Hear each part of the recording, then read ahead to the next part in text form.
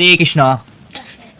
একজন দাদা প্রশ্ন করেছেন যে আমরা কি প্রশ্নটা এটাই আছে যে তিনি বলেছেন যে মাছ মাংস খেয়ে নাকি ভক্ত হওয়া যায়।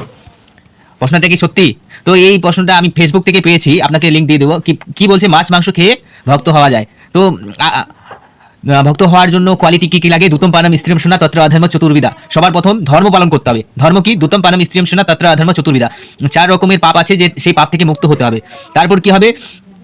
যে ভগবান যেটা পছন্দ করে তার অনুযায়ী কার্য করতে হবে। তো ভগবান যেটা পছন্দ করে সেই অনুযায়ী কার্য করতে হবে। তার মানে ভগবান যেটা চায় না, যে মাংসাহার, পরস্ত্রী সঙ্গ, জুয়া, নেশা, সেগুলো করবেন না। তো ভগবানের ভক্ত হতে হবে আপনাকে। তার মানে ভক্ত হতে চাচ্ছেন তো যে ভগবান